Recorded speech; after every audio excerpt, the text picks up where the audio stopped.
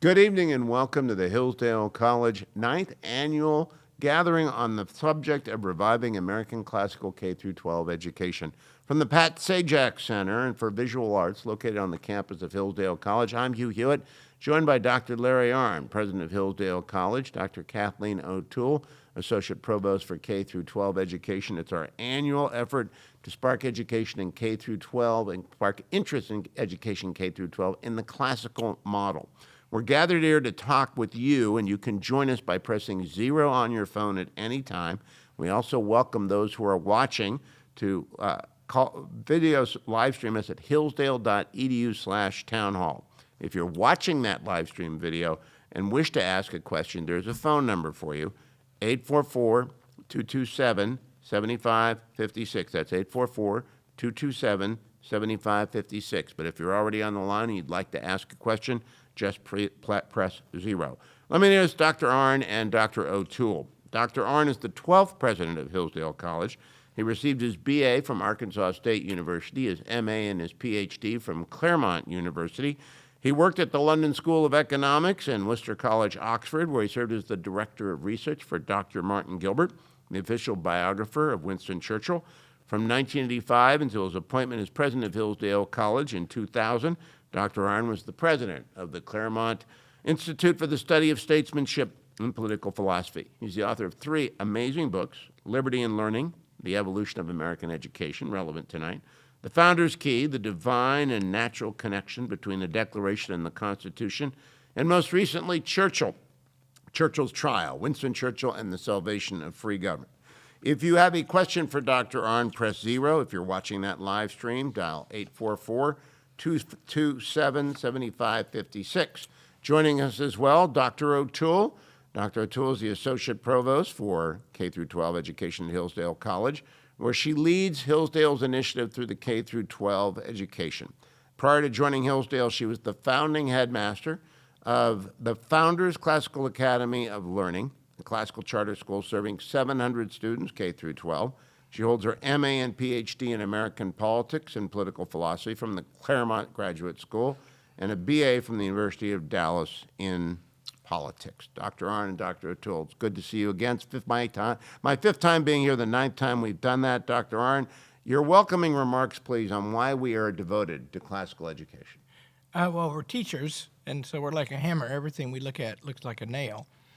Also, education is the pivot of the future or the demise of America, either. Those are our choices. We have to recover the basic things people need to know to live as free citizens, and we don't teach them very well anymore, but they can be taught beautifully and well at the same expense we're spending now or lower, and we want to see that happen for our country. And Dr. O'Toole, how much of this are you doing, where are you doing it, and why are you doing it? Well, Hillsdale College has been engaged in the serious business of K-12 education for 30 plus years now. But our most recent efforts with charter schools have just taken off. And across the country, we have schools in 32 states. We're working with over 90 schools these days, tens of thousands of students, and hundreds of thousands of teachers downloading free curriculum that we provide.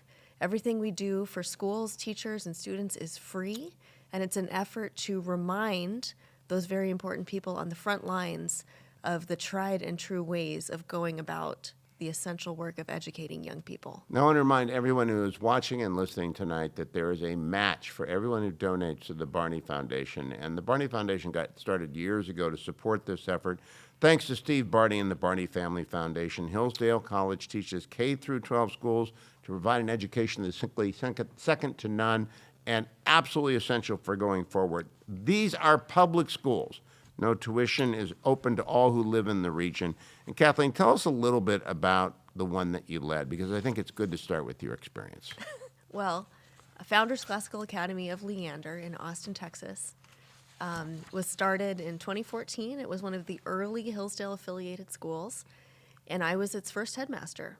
And with the help of some very talented teachers, some very hardworking and brave students, and some pretty brave parents, too, we started a really beautiful school. It opened on August 25th, 2014, with 464 students.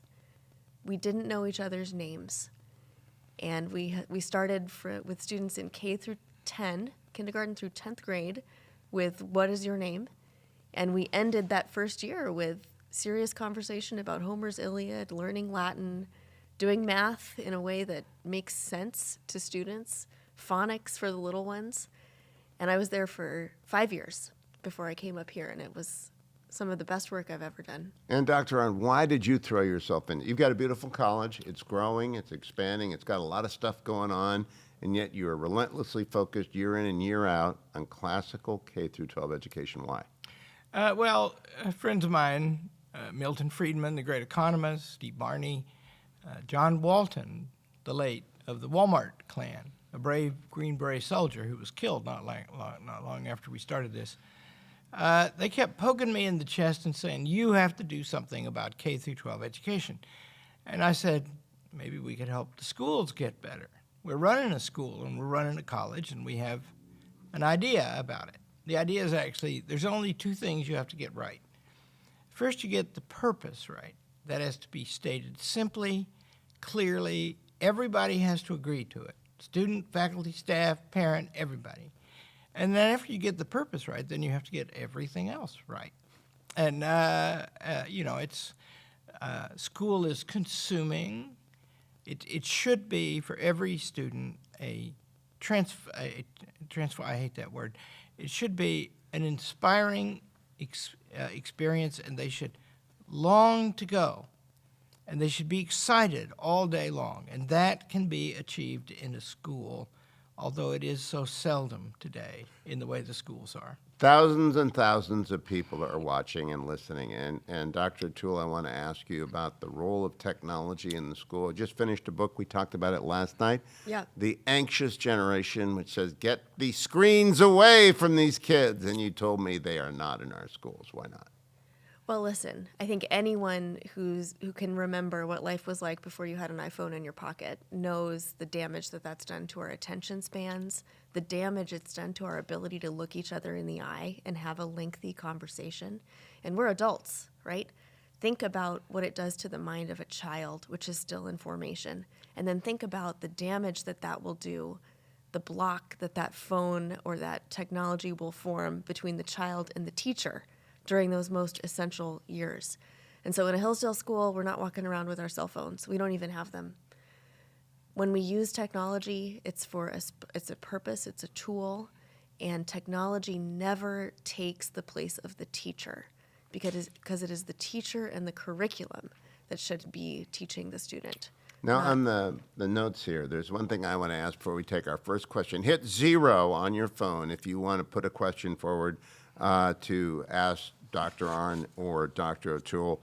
But I saw something in my notes that I wanted to ask you, Kathleen O'Toole. What is Singapore math? Because you teach Singapore math at the Hillsdale Classical Academies, and I'm unfamiliar with the term. We missed it in the past 5 years. Singapore math is great. So there's an international math test, and on these international math tests, you probably won't be surprised to hear that students in Singapore and Asian countries do really, really well, and students in the United States do poorly. That's because they have Singapore math. The Singaporean approach to math teaches mathematical concepts in the logical order which is inherent in mathematics. And it teaches students to understand something through images, pictorially, before giving them the symbols. So the numbers are just symbols, right? So the best way to think about this, I always think about the way I was taught math when I was little. I was a really good student, and I listened to everything the teacher said, and I was very attentive. And what I was learning was to copy the pattern that the teacher had created. They'd show me how to do a math problem, and I would notice every step and memorize the steps, and then I would replicate it perfectly on my quiz and my test and my homework, and I would get an A. And then I got to Algebra 2, and suddenly it became important for me to have a deeper knowledge of the mathematics that I had been studying. And it was exposed that I did not have that deep knowledge. And that's because I had just been copying patterns the whole time. Singapore math prevents that because it causes you, the student, to create the math problem from a word problem. And so it's impossible to get through Singapore math without truly understanding what you are doing exactly when you're adding two numbers or multiplying two numbers or subtracting numbers. And it's very helpful for fractions and things like that too that are kind of complicated. In a school that uses Singapore math well, which all of the Hillsdale schools do, children don't get this idea that they cannot do math by nature. They don't get the idea that it's for some people and not for other people. They just learn it the way that they would learn anything else. And that's really important because everyone needs to know math. Did you learn Singapore math? I didn't. No. No way. It wasn't in the United States until recently. But we did learn phonics. Oh, yeah. Yeah, you Oh, did. yeah. And you're still teaching phonics, I assume, at the 90 classical school. Not only do we teach phonics, but we teach the best phonics program in the United States.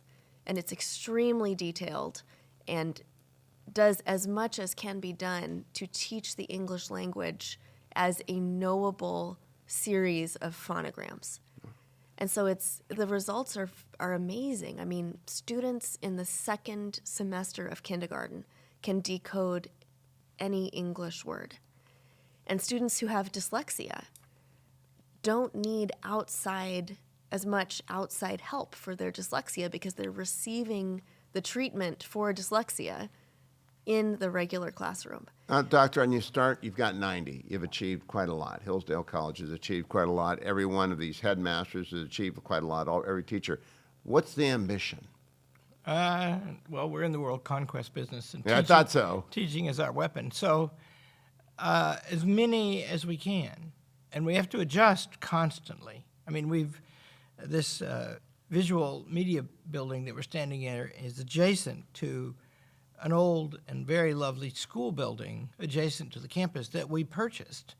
And we're going to fill that thing up. It's a big building with people helping schools.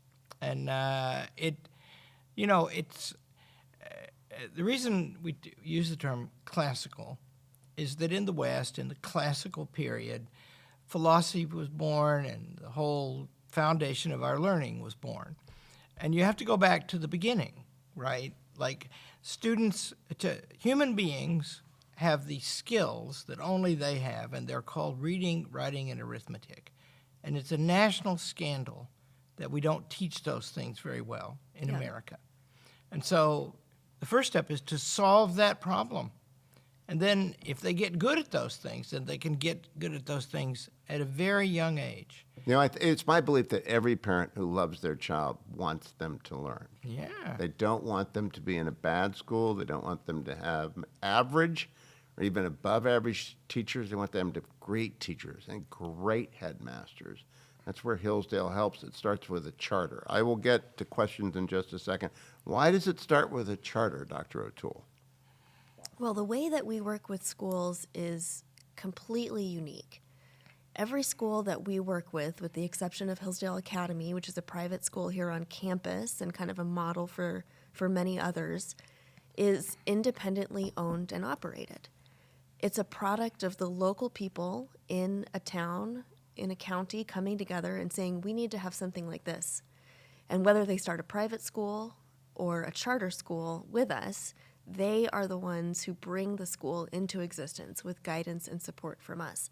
And they are the ones who are ultimately responsible for the school with guidance and support from us. And that's a beautiful thing because it means the school can take shape around the community.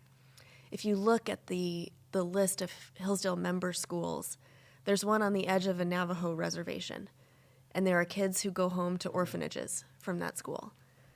There are schools in upscale suburban neighborhoods. There are schools in rural America. There are schools with very high percentages of special education students. And that's because these schools are reflecting the people that they serve, all with a common mission and a common curriculum and a common tried and true approach to teaching. The Hillsdale School in Columbus, do you know what it is? Yeah, Columbus Classical Academy, a beautiful place. Tell us about how hard is it to get into and how do people apply to it and how do they find it? Well, Columbus Classical Academy it's a private school, and it's an excellent model for a private school, I think, because the cost of tuition is not prohibitive, nor does it intend to be prohibitive. The private schools that we work with believe in the mission of Hillsdale College, which is to teach all who wish to learn. And so there's not an elitism to these schools. And I think that's really important. Every child must learn the important things in order to be happy and successful in life. And if the very best education is only available to those who can pay high tuition fees, then not only is that a mistake, but it also imparts upon those people who are getting the high expensive education that there's something special about them. And really, there isn't. They're human beings. They need to learn the same things that everyone else Do they wear needs to learn. uniforms? I'm just curious. We do wear uniforms. Okay. Every single of your 90 schools? Yep. Okay. Yep. And that's for practical reasons. You remember what it was like to grow up. If you're choosing your clothes every day and figuring out what shoes you're going to wear and how you're going to present yourself to your fellow students, you're thinking about something temporary, something less important than what you ought to be thinking about it. And so the uniform is beautiful because it gets those non-essential things out of the way. So Okay. you can think about the serious work. What is the history curriculum like, Dr. Arnn? Do you have any idea what the history curriculum is like Sure. today? First of all, history is very important. It's reality. Yeah. Aristotle says, "This alone is denied even to God to make what has been not to have been." Wait. Try that again on me. This alone is denied even to God to make what has been not to have been. The past is what we have, right? The present is fleeting. The future is not here. The past is over. And so the art of history, I studied with the great Martin Gilbert, the official biographer of Churchill. He would always say, for writing 19th and 20th century history, there's no room for the word perhaps. So teaching history is finding out what happened, getting the best materials together, helping the students to understand the story, the human story, which is written in history, and the philosophy and literature and such that arose at the same time. And so remember this, the key to education is that, this is another Aristotle doctrine. Dr. O'Toole wrote her doctoral thesis on Aristotle, and I teach it here. The source of knowledge of a thing is in the thing, not in the knower. And he says that the virtuous person learns to look at things and see what they are. So the story of America, it's a beautiful story. It contains human slavery. Tell that story and tell the opposition to it of the founders, some of whom owned slaves and who didn't let them go. What about that? What can you conclude about the world that those things are true? Add in that we're in Michigan, and that's part of the first expansion of a free government in human history, the Northwest Territory. The Northwest Territory was given to the Union by Virginia on condition that no slavery be permitted in any part of it ever. And Thomas Jefferson was the man behind that. Now, if a student learns all those things, he'll learn, first of all, he'll learn that you may find a perfect principle in the past. The Declaration of Independence contains them, in my opinion, but you won't find perfect situations or people. And that prepares the student to brace himself or herself, to get ready to live as well as possible, and pick yourself up when you fall down. It also teaches you not to look at the past in this haughty way we do today. It's all passé and it's all useless, and that cuts us off from all the examples of the past that are inspiring and heroic, also tragic. So you teach history as it was.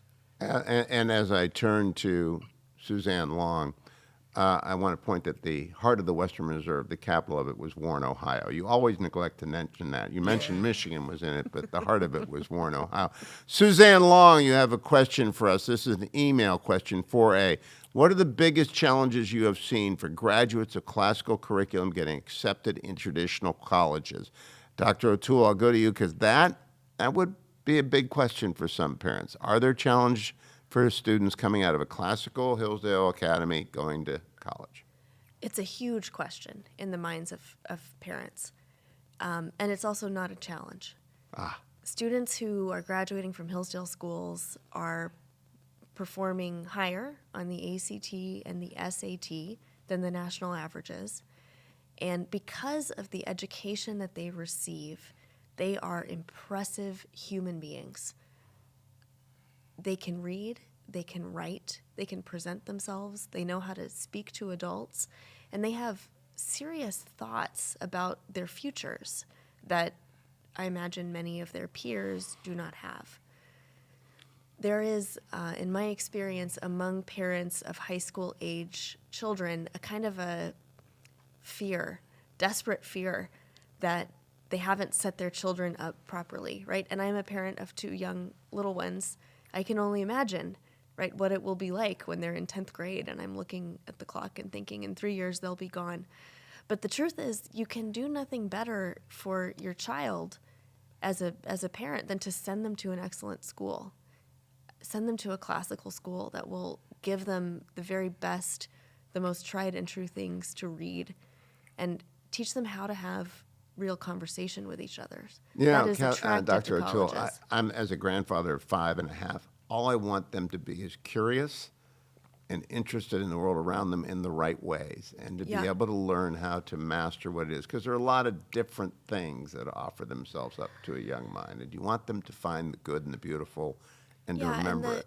And the reigning wisdom is career readiness, right? Figure out as early as you can what job this child is going to do.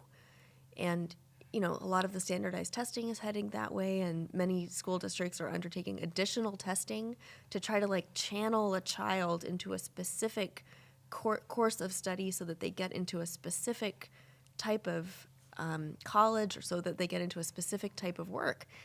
And the problem with that is you're not really done becoming who you're going to be, and until you're well into college, really, if not after. And you're not really in a position to make a decision about what you're going to be doing with yourself until you're an adult. And so I think we're cutting off a lot of possibilities for these children, and it's a real shame when it's attached to technology, which changes so rapidly and is very soon passé. We're going to try again with Janine King, and hopefully we can hear this time. Janine King, are you there? Yes, can you hear me? We can. Ta-da. Go ahead, Janine. You're on. Yay. Yes.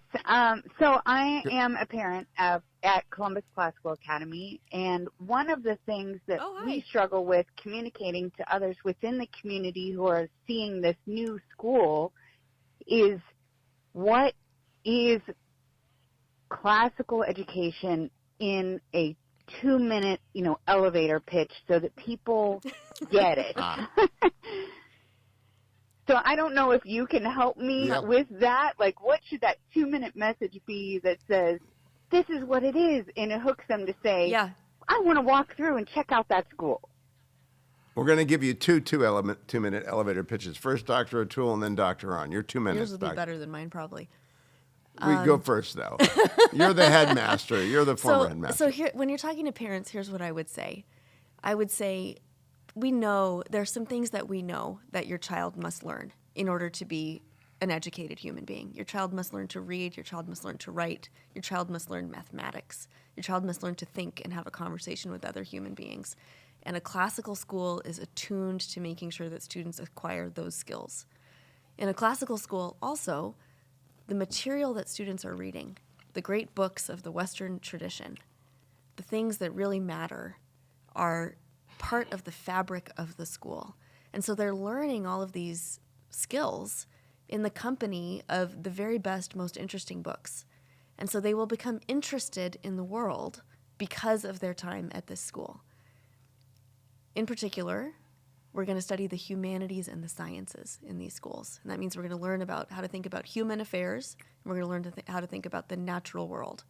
And these children will emerge from that well-rounded and ready to take on anything that life can offer them. Dr. Arnn, your 2 minutes? Because that was a good 2 minutes. Top it. In the West, the classical world starts with Socrates. Socrates asked questions about what is it for a thing to be good, including especially what is it to be a good human being. That's what every parent wants for their child. They think they might want them to go to law school or medical school or whatever. What they want them to be is good. How do you be good? Turns out there are two kinds of virtues, moral and intellectual.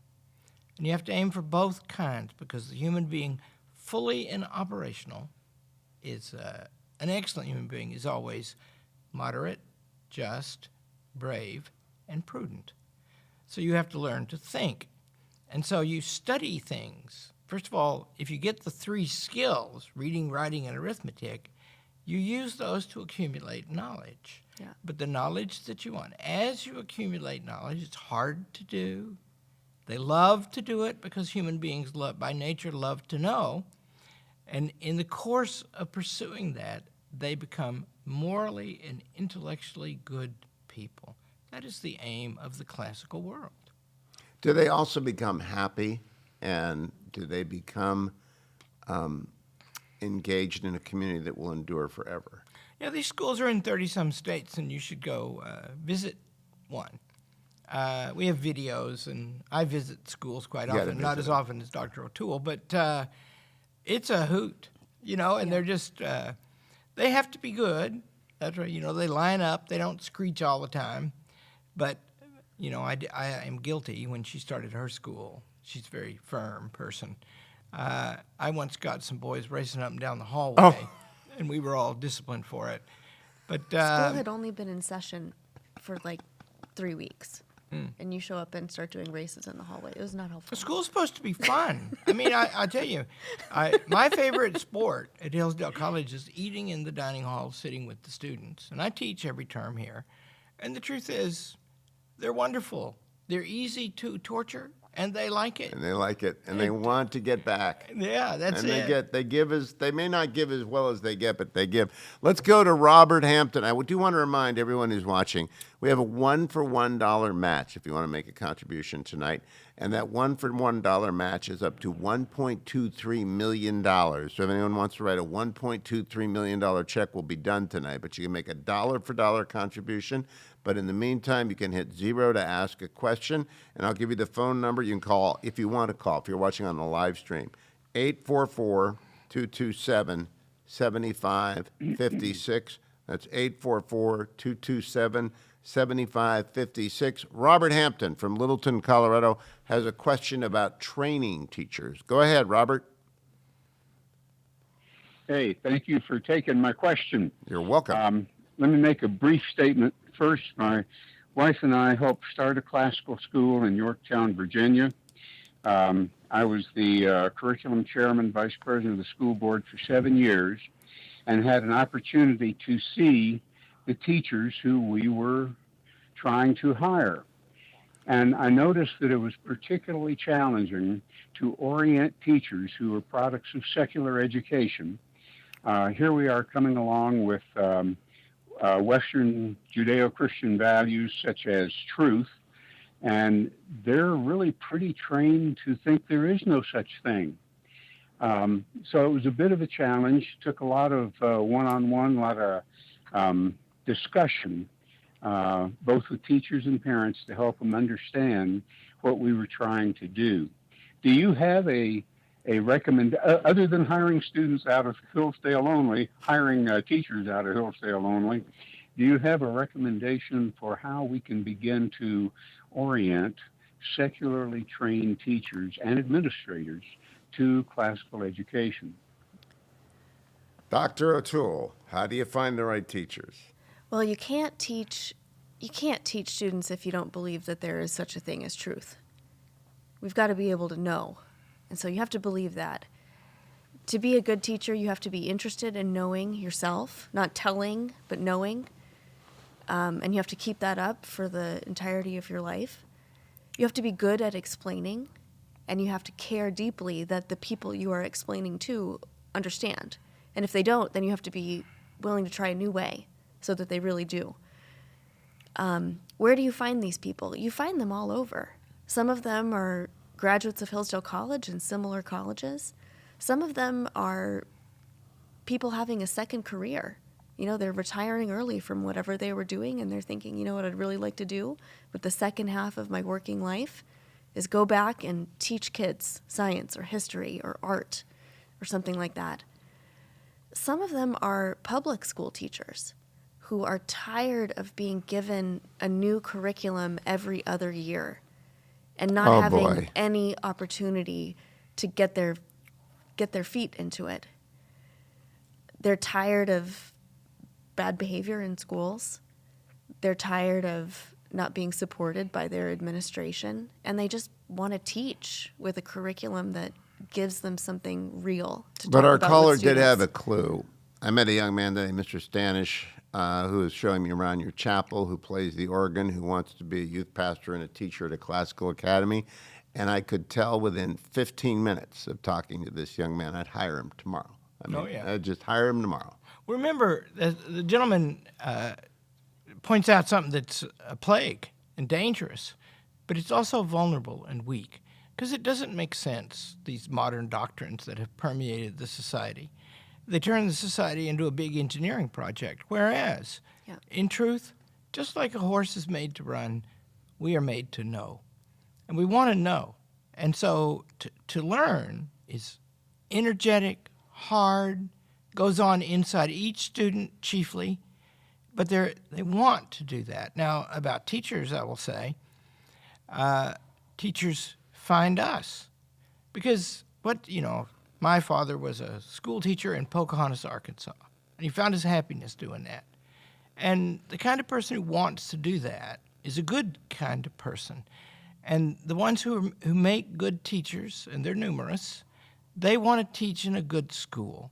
And so, and remember, there's a lot of ignorance today. The solution to that is knowledge. Yeah. And we're a teaching institution. How many administrators to a Hillsdale Classical Academy, and there are classical academies that are not owned or operated by Hillsdale? You make no money from them. You charge them nothing for it. You help train them. You help prepare them. But how many administrators to teachers is the ratio at these schools? It's low. I could look up the number. We have not been affected by the dramatic increase in the hiring of educational administrators. I think we got recent numbers the other day, and it's, the number of teachers and students over the last 20 years has increased about 8 or 9% each. The number of administrators, so non-teaching school employees, has increased over 110%. In the public schools. Yeah. And non-teachers outnumber teachers in the public schools. And we don't apparently have the number right now for our charter schools, but I do know that every time I go to one, I count. I get them to list. And it's about 25% who are not teachers. A fair number. Let's go to Laura Perry from Fleming Island, Florida. Fleming Island, Florida, who has a question about STEM and about getting into college. Laura Perry, you're on with Dr. O'Toole and Dr. Arnn. Can you hear me? We can, Laura. My question is, I have a daughter at St. John's Classical Academy in Fleming Island. She will be a rising freshman, and she's interested in STEM. And I'm just curious how you think, because some of her classmates are leaving the classical because they feel like they could, their child could get better educated or better prepared for STEM and going into college versus staying on a classical education. And I was just curious how your response would be to those parents. Good question. Dr. O'Toole? Yeah, very good question. So STEM is a particular approach to the study of mathematics and the sciences. And it's chiefly focused on the things that you can do or make with mathematical or scientific knowledge. What that means is that it's secondary to the actual acquisition of the mathematical and scientific knowledge, which is what you would be doing if you went to an excellent classical school like St. John's Classical Academy. In other words, students will receive, who see their education through to 12th grade and do the entire math and science sequence will receive a deeper understanding of mathematics and science than they would if they were going to an applied sciences type of school. I know St. John's really well, and it's great. And I encourage other schools to look at St. John's, actually, as a model of doing many excellent things well. How do you, with STEM coming up, I want to talk about Common Core for a second. How do you navigate Common Core, which is the kudzu of California, and has been, within my own family, a bane? So what do you do about that stuff? Well, Common Core is a set of curricular standards which are put in place at the state level. Right. And they are broad standards, and they're standards that every child in the state is expected to meet. And in our experience, every state that we've looked at, they're also, in our opinion, kind of low standards. And they do not prevent us from teaching a classical curriculum. And so while I think there were a lot of crazy ideas at the time of Common Core being adopted, it doesn't really stand in the way of us doing our work while meeting those state standards. Do any teachers only teach to the standard and stop there in public schools, but not in Classical Academy? You have the Orange County Classical Academy, which is a giant success in Orange County, California. Are they just hurtling over the Common Core standards? Is that what you're saying, gently? Yeah, and they're a blue ribbon school. In their second year, I think, they were a blue ribbon school in California. Okay. If the tests were hard in the state of the public schools, the kids wouldn't pass them. Yeah. And so they're not. I want to say a word about STEM. I think this is a very important thing. There's 3 boys named West, graduate of Hillsdale College. I had them all in class. One of them just was hired on the faculty at Yale Law School. Which is astonishing to me. #1 law school in the country. One of them has just left the Marine Corps, finished, and entered Yale Law School. And the third one is just entered the PhD program at MIT in applied math. Now, those 3 boys, all their lives, went through the same curriculum. And they're pretty smart. And they, in other words, you make a mistake, in my opinion, if you point your child to anything except excellence in the moral and intellectual virtues and knowledge, human and scientific or natural, and if you equip yourself for that, you can do, and you will learn more fundamental things than any applied STEM program. And you should want for your children, for them to be fully functional, as they say in Star Wars, Death Stars. Human beings. Edward, I'm going to come to you in a second, but first I have to ask, because some of our audience will be cynics. What's in it for Hillsdale? Are you charging for the curriculum? Are you charging to train the teachers? How are you making money from this? We are not. It's easy to answer. Hillsdale College is 180 years old, and it's always been stubborn. It had a big part in the Civil War, always believed in the Constitution and the Declaration of Independence. It's an abolitionist college. And so in the 60s, the government starts interfering with colleges, and we started turning that down. So the reason we don't take any money from these schools is that they're public funds, and we don't take them. So we have been able to put together the money privately, thank the many people who've helped us do that. And then what's in it for us? You should come and visit Hillsdale College. We are very privileged people, and we love to teach, and we make a living at it, and the college is doing well and thriving. And so why would we not do this? I had an enjoyable today and yesterday and tomorrow, and I want to tell everyone, if you have the opportunity to bring your students to Hillsdale College or to one of these schools, you ought to take it up. Edward West, Huntington Beach, question about civics curriculum. Edward, welcome. Yes, hello. Thank you so much, Dr. Arnn. Thank you, Hugh, and everyone who's put this all together. Please excuse me for leaving anybody out. I teach, by the way, I hope you can hear me. We can. Can you? Yes, we can. All right, very good. I know everyone says that, don't they? How annoying. Yeah. I really would like to know your thoughts on civics, right? I'm looking at your education page right now, and I was experimenting and teaching civics this year using your civics education and realizing that I can't bite any more of the elephant than you've already provided. There is so much. And I'm honestly, I've never encountered.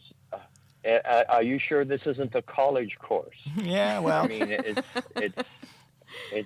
it's amazing. And so anyway, my question is this: I'm working a lot with homeschool families, right, and with small academies, and so within, I mean, generally speaking, civics is what? One semester, and then they throw in some form of economics on the high school level, right, for the other semester. In most public schools, you have abundance. And so, in other words, to try to fit in without killing off my students, I'm just trying to adjust to the material that's offered. And should it be taken in a whole like that, or can it be adjusted? I guess that's my question. Well, the curriculum it's a kindergarten through 12th grade curriculum. And so it builds upon itself year after year after year. In the high school years, it assumes 1 year of American history, 1 year of American government, so twice what's offered in most American schools. But it can be done in less time if it needs to be. you have to work. So the point is, first of all, any dumbing down of schools produces boredom and ignorance. And kids, you know, like at Hillsdale, the standards at Hillsdale College are very high. It's very hard to get in here. Please try. And we don't like anybody getting a 4-point. I've been at Hillsdale College for 24 years. I think we've had 14 people get a 4-point. And they go off to things like one of the West boys got to his last step, his senior thesis, and had a 4-point. And I gave him an A and felt like a weakling. But then the very great Justin Jackson, one of my colleagues, gave him an A- on his senior thesis, and we were so proud. I gave Justin a bonus. And in other words, it's supposed to be hard. And then that's what makes it delightful. And remember, Rome was not built in a day. Yeah. A piece of history you will learn if you study the classics. Yeah, the elephant is best eaten a bite at the time. Of the 15,000 students who are presently enrolled in Hillsdale Classical Academy. More than that. More than 15,000 now? Yeah. What percentage do you think are happy? And they're going to be a bell curve in everything, though that bell curve is going to move to the right of excellence. But what percentage of them do you think are happy? Okay, look, they're normal schools with normal kids in them. And so you'll get your usual grumbling, but they're all about something that matters. And they know that. They are not ironic about their education. And they can tell that even when they don't like having to learn Latin in 6th grade or continuing to study math past Algebra 2 when the public school kids can just stop, they can tell that it's better for them to have to do it the right way without taking shortcuts. How often do you get buy-in? Is it 10? You have buy-in. The question is, when do you lose buy-in? So you have buy-in from the kindergartners, and then it starts to wane a little bit, 3rd grade, and then it comes back with a vengeance, 4th, 5th grade. 6th grade, very, very excited to be in school. 7th grade, it's hard to be a 7th grader. Yeah. By 8th grade, it's very hard. It's very hard to be an 8th grader. And then it starts coming back, 10th grade, 11th grade, and 12th grade. They're thrilled. They're thrilled. Now, I have the best question of all, which is, I would like my grandchildren to attend a Hillsdale school in our area. What are some of the key points to convince their parents that a classical curriculum is the best option for our grandchildren? I want to answer that. First of all, it's a wonderful question, very important question. If we're going to save our civilization and our freedom, we're all going to have to learn. We have to recover. We need an act of recovery because the story of America and the story of civilization are beautiful stories, of course they're human stories. That means they're problems, right? So that point, what you want for your child, you don't want your child to go to Harvard a fraction as much as you want your child to be a good kid and a good person, and have the equipment to function at an excellent level through a long and productive life. And so that's what these schools aim for, right? And they, I'm going to address the happiness question. I had an inspiring thing happen last term. There were some visitors. We get lots of visitors at Hillsdale College. And some people walked up to me. I was about to go sit down and eat and beat up the kids. And she said, "Stop and look a minute." And I looked around the dining hall, and, of course, it's a hubbub. And I said, "Yeah, I love that scene." And she said, "No one is talking on a cell phone." Yeah. And I said, "No, they don't do that." And she said, "Do you have a rule against it?" And I said, "I don't like rules. It's just that they have better things to do. And come and see." In other words, they're alive and they're learning with and from each other, and that is the proper atmosphere of a school. Dr. O'Toole, where do people find the 90? They're only 90. Maybe next year they'll be 180, maybe they'll be 130, maybe they'll be 300. No, but where do they find them? Go to our website, k12k12.hillsdale.edu. There's a map there showing all of Hillsdale's affiliated schools. k12.hillsdale.edu, and it has a map of the schools. Map of all the schools. And if they call the headmaster or whomever they call, they will be invited to come visit. Yeah, the schools have tours regularly, and so there will be an opportunity for parents to tour the school. And that's a big deal, right? These schools regard the parents as essential partners in the work of educating children, and they do not take it for granted that the parents will just send their children there. And so they're eager to meet the parents, and they're eager for the parents to meet them, and they're eager to establish an understanding. And I want to remind everyone who's listening, the Barneys got this started, the Barney Family Foundation got this started, but we have a $1.23 million grant out there, sitting out there, waiting to be matched by any of you who are listening or are so moved and saying, "I want 90 to be 180 next year, so I'm going to dig deep." Sue from Perrysburg, Ohio, live caller. Sue, you're on with Dr. O'Toole and Dr. Arnn. Hello, Sue. Hi, thank you for taking my... You're welcome. You're on. Can you hear me? We can indeed. Okay, thank you. I am a member of our public school board. I taught for a semester at one of your schools here in Toledo. I desperately want a lot of your philosophy to come to our public school. So I know that there's got to be other people on the call that are involved with public schools. How can we incorporate a lot of what is so good in your schools and get them into our public schools? Well, you two will be upbeat. I'm just a talk show host, and I'd say it's hopeless. But what do you two say? Well, the great thing to be done in America is in American public life, we have to decentralize authority. Yes. In America, authority is supposed to go from the bottom up, not the top down. And so schools have adopted extensively our curriculum. A school district or two, I understand, has done it. And you can do it. And in many states, they're liberalizing. And see, why do you decentralize? The point is, we're all human beings. We raise our children, we make our livings, we govern our communities. And Tocqueville talks about that as the hallmark of America that separates from everything you'd ever seen before, right? So the schools are civic institutions, and the reason the proper sovereignty over education is a school is that's where the teachers and the parents and the students are gathered, and they do the work. And they should have very wide latitude over how. So to the school board member, The answer is suggest to your school board members that they perhaps study the curriculum for adaptation and for adoption in Toledo. And you'll have to learn. Remember, these schools, by the way, become centers of learning in their communities.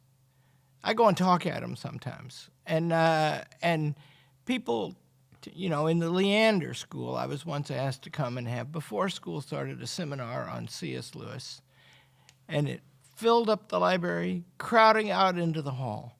Parents came, and I was supposed to talk for 40 minutes, and I think I disrupted the morning school. I knew the headmaster very well, and she put up with it. And it was just inspiring, right? In other words, the first line of Aristotle's Metaphysics, one of my favorite things to say, the human being stretches himself out to know. We love to know. Parents should learn. The mayor of the town should learn. And the learning will spread. It's like a contagion. You're like an acorn. You're planting acorn. How can people support the K-12 initiatives, primarily with money? We want them to contribute, but what can they do in the community for you, Dr. O'Toole? Well, I think that they can learn about the curriculum. Can they offer to be on the boards if they're qualified? Can they approach the principal and say, I want to be a volunteer, or? Yeah, if they're qualified to be on the board, on a school board, they could be on a school board. If they're teachers, whether they're in public schools or private schools, they should look at the free curriculum that we have. They should remember that it's built for teachers by teachers, and that it is doable, and that it is written to be helpful to them, and it's something that they can rely upon regardless of, what else is going on in the world. If they're parents, they should learn about the schools that are available and ask the right questions so that teachers get used to answering those questions again. I want to say a word about qualification. What qualifies a person to do something? To be a parent. Nothing harder than that. Yeah. And the answer is every human achievement is made up of a combination of willingness and ability. And so you're qualified if you want to and if you will work at it. And it's not, almost all public service is specifically that, it's service. Can you give yourself to this job? And you will get better and you will be ennobled, but don't think that I get to be the big poobah. Have you found that it's ennobled teachers, parents, headmasters, students to be part of the classical? That's part of the reason why teachers will come to classical schools, is they're treated like they know something. They're treated like they matter. And they do. I mean, who matters more than a teacher? Come on. You're spending hours a day as a young child with a person. The quality of that person, the education of that person, the ideas of that person really matter. And in classical schools, we know that. Let me go to Arizona. Yvonne, I hope I pronounced your name correctly. Is it Stasiel? Yes. Stasi, yes. good. Yvonne, yes. I'm here. You're yes, on. My question is, okay, thank you. Thank you for hosting this program. Our high school district reading proficiency average is 21%. I would like to recommend the school board, I'm not on the school board yet, to help students in reading. So can you share about the best phonics program and where can I get a sample or a book about it? I did look into alpha phonics, but if you have the best, I would sure love to know. It's great, and the authors have a lot of experience teaching adults to read, too. It's called Literacy Essentials, and the website is journeytoliteracy.com. You want to repeat that? Literacy Essentials. And the website is? Journeytoliteracy.com. Journeytoliteracy.com. Did you hear that, Yvonne? Yeah. Journeytoliteracy.com. Yeah. Gail Bunker in Kansas. What say you, Gail? Gail, we're not hearing you. Okay. Okay, go ahead. Speak up. I was wondering about the music and fine art curriculum. if that is included with the incorporated into the Hillsdale classical education. It is, yes. It has made such a difference. It's made such a difference with the students I've had. I've been teaching for over 40 years. Yeah. Grades 7 through college. And the students that have had that music background really have a better concept of putting thoughts together. You know, the same with writing. The cursive helps them think while they are writing and put the thoughts together. Yes. No text, no phone in my classrooms. Good for But the music and the fine arts seem to have given the students another option of expression. What say you, Dr. O'Toole? Well, music and art are a serious part of the curriculum, kindergarten through 8th grade. They're required classes, not just for some students. And then most of the electives in the high school are music or art electives, sometimes foreign language and things too. A school that's following the curriculum and teaching it well will have 5th graders who can read music, regardless of whether they go on to, join the orchestra or something. And they're learning music history along with performance. They're learning art history along with creating things of their own. And that's because you have to know those things. And there are connections between, as the caller's saying, there are connections between the study of music and the study of mathematics, and between the way we study art and history and all the other subjects. And so it's not a complete education if the fine arts aren't part of it. I visited the Golden View Academy in Golden, Colorado, one of the best schools in the world. And I spent a day there one time, and I went to music class in the morning, and I went to music class in the afternoon. The morning was little kids, and the afternoon was high school kids. And both of them were stunning. I mean, amazing what the kids were doing. And then I met the 2 teachers. They're both moms in the school, and one of them is a graduate of the Eastman School, and the other is a graduate of Juilliard. Well, I guess you're doing okay then. They were pretty good. Yeah. All right, now I want to make sure I cover all my bases. There is a category of member school, a category of curriculum school, and a category of candidate school. Can you explain those categories for me? Yeah, so the member schools, those are the schools that we've helped start. Those are the schools that didn't exist before someone contacted Hillsdale College, and we helped them all the way from we'd like to have a school to we're training your teachers in your 10th year.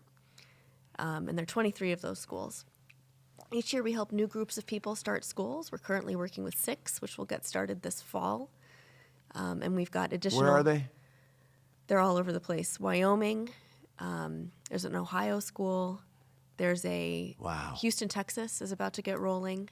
They're popping up all over the place. I'm telling this to people that it doesn't matter where you are. Yeah. It doesn't matter where you are. Yeah. It's different in every case. The way to get authorized and the way to get rolling is different in every state, but it can be done in pretty much any state. So those are the candidate schools. Those are the schools that are getting started. And then the curriculum schools are schools that already existed, that wanted to become more like a Hillsdale classical school. And so we provide them with free curriculum, and we're building up a big portal of resources for these schools and for the general public to help them learn more about, the curriculum and the way that we teach in our schools so they can just copy it. There's a need there. Half of the round numbers 60, 70 curriculum schools are applying to become member schools. I see. And that takes more work and more staff, and so we're building. And I'm the boss in these parts, and so I always have bigger ambitions than the people can do at any moment. But we're working toward that. And as the project grows, we're going to do more. I have to ask the boss 2 more things. Ms. Bocone, now Mrs. Leshock, is going to say, why in the world would you try and teach Hugh Hewitt how to do cursive writing? Because you have cursive writing on here, and I'm illegible. Why do you folks teach cursive writing? Cursive is better. Cursive is faster once you've learned it, and it helps with spelling because you have to anticipate as you are creating the letter, the next letter that's coming, and do the stroke of the letter you're drawing, you're writing, so that it will fit with the next one. And so it's actually really helpful for dyslexic students to learn cursive. Second thing was homeschooling children, and parents want to know, how can you be of help to them? K-12 at home.hillsdale.edu. K-12? k12@home.hillsdale.edu. So that's our website for parents, whether they're homeschooling parents or whether they're parents who have children in a classical school. It's where they can go to learn more about classical education, get some curriculum resources, watch some videos on how to do certain parts of the curriculum, and we're building that one up all the time too. And we have a question from Ina Plimpton in Winter Haven, Florida. We've been all over the country tonight. A question about how to help. Go ahead, Ina. Thank you. What can I, just one person, do to help make this a better world? I always get the same answer to that. Learn and teach. Everybody, we need a revival in America of reading good books and knowing good things. Too much is standardized now, and too much of what we call knowledge is myth. And so, so right now at Hillsdale College, we're wrapping up the year, and the seniors are sad, and they're about to leave, and they all come over to my house for dinner, and they all ask me the question you asked. And I tell them, you're going to live a long life, and you've wasted your time here if you let the knowledge that you built here die. You should deepen it and improve it, and then you're all going to go get different jobs, and you're going to know different people, and you can help them to know. Just in conversation, you can be a force. And then, whatever resources you got and human resources are all the rational capacities and moral capacities that we all have. Money is, give it to good causes. This is a good cause. And, you can be a light unto the world. And, I think people don't know how to learn anymore. Today we think, I've got my opinions and yours are different and we're not going to talk because we'll offend each other. The truth is, opinions are always about something. And the source of knowledge about that something is not in your opinion, it's in the something. And so you should cultivate the art, if you have a difference with somebody, of saying, like, I think the government is too big. I think that. Larry Arnn, I think that. I think I can even prove that. Somebody else thinks, no, it's about right. It's about like Europe, people say, or not even smaller, they'll say. And I'll say, let's look at that, right? How big, in fact, is it? How big has it been? What are the consequences of it growing the way it has? What does it do to ordinary people being bigger and doing more for them? What opportunities are lost to them? In other words, those are all real questions, and the answer to those can be found out. So you don't have to talk about, I think this and you think that and we're enemies. Say, okay, let's look at that. Well, I saw last night a little girl bring you a book in the middle of this suited up 9 men and Mrs. Arnn, and brought you a book, and you immediately turned to read the little girl the book. So take someone out, teach them how to read a book. I want to remind everyone that the Hillsdale Challenge is 1 for 1, a challenge of 1.23 million. If you're not able to take your call tonight, you can leave your question, your comment by staying on the line once our conversation ends and press 1. The call is 888-437-3941. You can call us, 888-437-3941. One more time, 888-437-3941. Visit hillsdale.edu/townhall and dig deep. Send us $1, send us 1.23 million. You can send us more, but we're only going to match the 1.23 million. And if you were not able to get your call in tonight, you can leave a question or a comment by staying on the line once our conversation ends in about 1 minute, and press 1. Final thoughts, Dr. O'Toole. I think that education in America is prime for a revival. I think that revival is underway, and I think it's the most encouraging thing going on in the country right now. I agree. Dr. Arnn? Amen. That's what I think, too. Dr. Arnn, Dr. O'Toole, thank you. I look forward to our 6th in a row next year. And in the meantime, don't forget, 1 for 1, friends. Thank you for listening. That concludes our Townhall on classical education across the country. Visit k12.hillsdale.edu to learn more. Thank you, Good Hugh. night. You're Thank you, welcome. Hugh.